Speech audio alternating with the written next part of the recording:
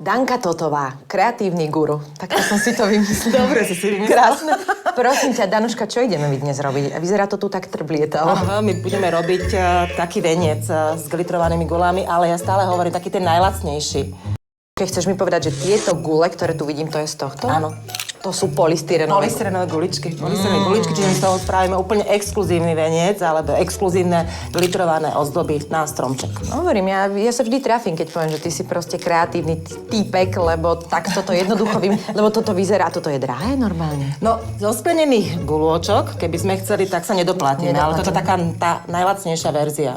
Fantázia. Takže A zabere to veľa guličky. času?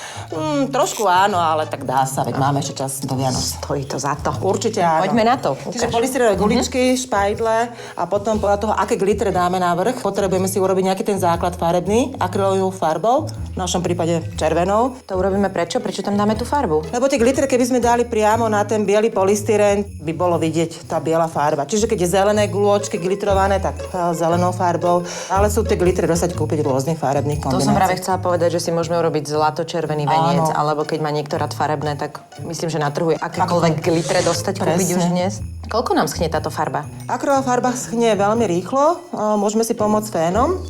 Jasné. Fén. Áno. Chudajký to je. Fén to istý, Jasné, áno. fén to istý. Necháme schnúť, ale my tu máme teda Áno, uschnuté. Tak. No a teraz potrebujeme lepidlo na papier. Ak máme nejaké lepidlo, ktoré je riedke, tak stačí do nejakej misky. A keďže kúrime, je jeseň, zima. Čiže normálne sa vyparí. A potom vznikne úplne naozaj veľmi husté lepidlo.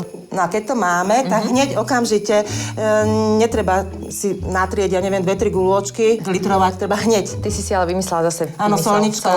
Áno, solnička to isté, lebo je to rovnomernejšie. No a potom nejakú tácku alebo nejaký papier, servitku, aby sme potom tú istú farbu s tými glitrami mohli do tej solničky nasypať. Čiže, a nemiešať. Keď robíme zelenú, tak zelenú tácku alebo... Hotovo.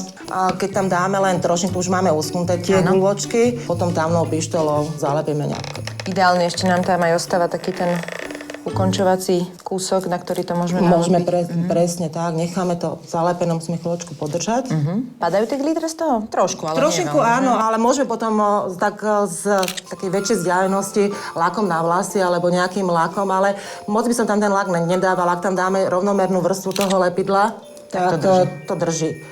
A ďalšia možnosť, teda, aby sme mali synchron aj stromček, tak dostať kúpiť aj takéto chytky na guličky. To už je vysoká škola toto. No a potom už len zavesíme. No, to v podstate všetko. Čiže farebná kombinácia záleží na nás. No už môžu prísť tie Vianoce, nie? Tak na ne čakám. No veru, hej.